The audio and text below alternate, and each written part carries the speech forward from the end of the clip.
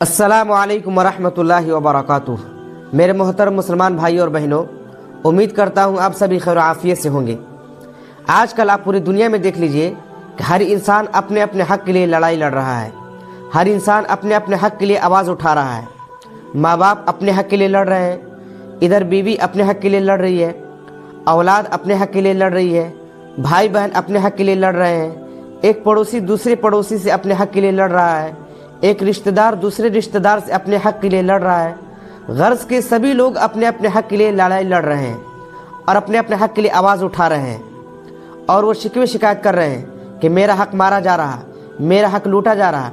अच्छी बात है, अपने अपने हक़ के लिए आवाज़ उठानी चाहिए, अपने अपने हक़ के लिए लड़ाई लड़नी भी चाहिए। लेकिन एक मुसलमान को ये नहीं मालूम कि अल्लाह ने जो कुरान करीम नाजिल किया है, इस कुरान करीम के कितने हुकूक हम पर लाजिम है। एक मुसलमान को बिल्कुल नहीं मालूम और ना ही इसकी फ़िक्र है। तो कुरान करीम के कुल 5 हुकूक हैं जिनको अदा करना हर मुसलमान के लिए लाजिम और ज़रूरी है। सबसे पहला हक़ कुरान करीम का ये है कि कुरान करीम पर ईमान लाया जाए, यानी दिलो ज़बान से इसका इकरार किया जाए कि ये किताब अल्लाह ताला की तरफ से नाजिल करदा किताब है। ये किताब एक आसमानी किताब है, ये किताब एक मुक़द्दस किताब है। ये किताब अल्लाह ताला ने हज़रत जिब्रील अलैहिस्सलाम के ज़रिए आखिरी नबी जनाब मोहम्मद रसूलुल्लाह सल्लल्लाहु अलैहि वसल्लम पर नाजिल किया है। ये किताब पूरी इंसानियत के लिए हिदायत का ज़रिया है। इस पर ईमान होना चाहिए और ईमान कोई ठोस चीज़ नहीं है कि उसको ठूस ठूस कर दिल के अंदर दाखिल कर दिया जाए। तो ईमान की चिंगारी हर मुसलमान के अंदर मौजूद है, लेकिन बुरे अमाल ने उसको धुंधला कर दिया है। तो उस चिंगारी को शोला बनाने की ज़रूरत है, जिसके बारे में अल्लाह के नबी सल्लल्लाहु अलैहि वसल्लम ने इरशाद फरमाया है, इन्ना हाज़िहिल क़ुलूब तस्दउ कमा यस्दउल हदीदु इज़ा असाबहुल मा। बेशक दिलों को भी जंग लग जाता है जैसे कि पानी के लगने की वजह से लोहे को जंग लग जाता है। तो सहाबा किराम ने अल्लाह के नबी सल्लल्लाहु अलैहि वसल्लम से इसकी सफाई के बारे में पूछा, अल्लाह के नबी दिलों को जब जंग लग जाए तो इसकी सफाई कैसे होगी? तो अल्लाह के नबी सल्लल्लाहु अलैहि वसल्लम ने इरशाद फरमाया, कसरतु ज़िक्रिल मौत व तिलावतुल कुरान, कि मौत को कसरत से याद करो और कुरान करीम की तिलावत करो।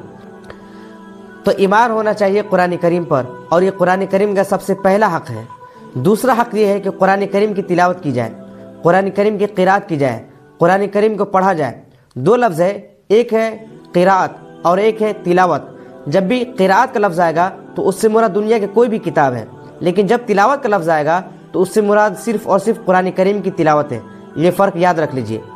तो कुरान करीम की तिलावत के भी कई आदाब हैं। इसका पहला अदब यह है कि कुरान करीम को तजवीद के साथ कवायद के लिहाज करते हुए कुरान करीम की तिलावत की जाए। दूसरा अदब यह है कि कुरान करीम को खूबसूरत आवाज़ के साथ पढ़ा जाए, तर्ज के साथ पढ़ा जाए। तीसरा अदब यह है कि कुरान करीम को रोज़ाना पढ़ा जाए, कुरान करीम की तिलावत रोज़ाना किया जाए, डेली रूटीन हो, डेली ज़िंदगी के मामूल बना लिया जाए कि कुरान करीम की हम तिलावत करेंगे। चाहे 1 सफ़ा हो, 2 सफ़ा हो, 3 सफ़ा हो, 1 पाव हो, आधा पार हो, लेकिन रोज़ाना मामूल हो कुरान करीम की तिलावत करने का।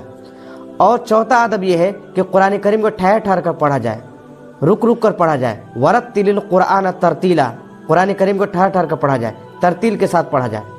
तो कुरान करीम की तिलावत की जाए, यह कुरान करीम का दूसरा हक़ है।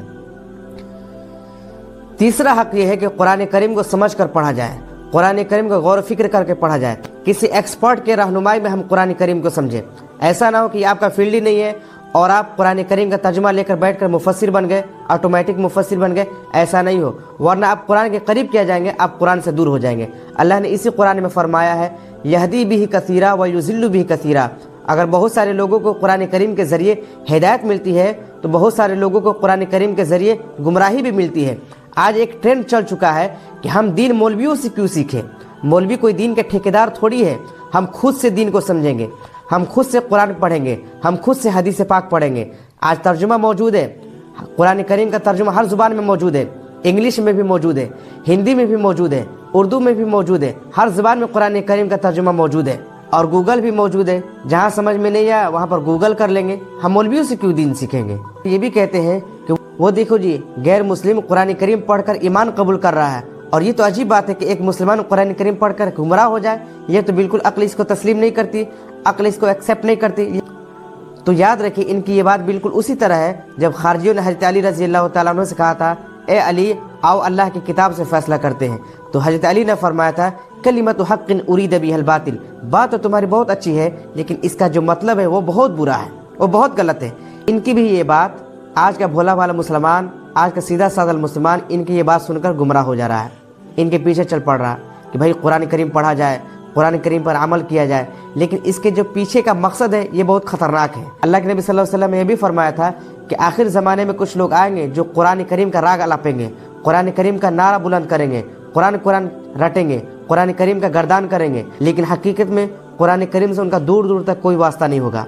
آج کے زمانے میں جو بھی آپ کے سامنے یہ کہے کہ میں بس قرآن کو مانتا ہوں، میں بس حدیث کو مانتا ہوں، میں بس مسلمان ہوں، میں کسی فرقے کو فالو نہیں کرتا، یاد رکھ لیجئے یہ شخص اتنا ہی قرآن سے دور ہے، اتنا ہی حدیث سے دور ہے، یہ خود ایک نیا فرقہ لانچ کر رہا ہے۔ اور اگر آپ کو یقین نہیں ہے تو ایسے لوگوں کو کسی جید عالم دین کے سامنے آپ بیٹھا دو، 1 منٹ میں اس کی ہوا خراب ہو جائے گی۔ تو ایسا ہو رہا کہ خود سے قرآن کریم سمجھا جائے، خود سے قرآن کریم پڑھا جائے؟ جی نہیں، قرآن کریم سمجھا جائے، قرآن کریم پڑھا جائے، لیکن ماہر کے ذریعے، ماہر کی رہنمائی میں، ماہر کی نگرانی میں، تب جا کے قرآن کریم سے ہم فائدہ اٹھا سکتے ہیں۔ تو قرآن کریم کا تیسرا حق یہ ہے۔ چوتھا حق یہ ہے کہ قرآن کریم پر عمل کیا جائے۔ قرآن کریم صرف برکت حاصل کرنے کے لیے نہیں آیا ہے، صرف بلا و مصیبت کو دور کرنے کے لیے نہیں آیا ہے، بلکہ قرآن کریم پر عمل کیا جائے۔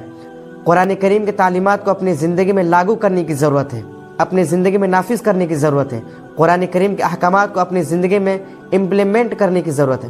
بس یہ نہیں کہ قرآن کریم کو برکت کے لیے پڑھا جائے، قرآن کریم کو بس بلا مصیبت کے لیے پڑھا جائے اور بیمار کے شفا کے لیے پڑھا جائے، جی نہیں، ایسا نہیں ہے، بلکہ اس پر عمل کیا جائے۔ تو یہ قرآن کریم پر عمل کیا جائے، چوتھا حق ہے۔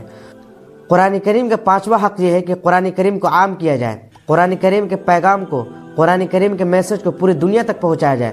اور آج تو بہت آسان ہے، ہر شخص کے پاس موبائل موجود ہے اور ہر شخص سوشل میڈیا پر ایکٹیو بھی ہے، اس کے پاس سوشل میڈیا کے کئی پلیٹ فارم موجود ہیں، ہر شخص کے پاس سوشل اکاؤنٹس موجود ہیں، فیس بک موجود ہے، واٹس اپ موجود ہے، انسٹاگرام موجود ہے، ٹویٹر موجود ہے، یوٹیوب موجود ہے۔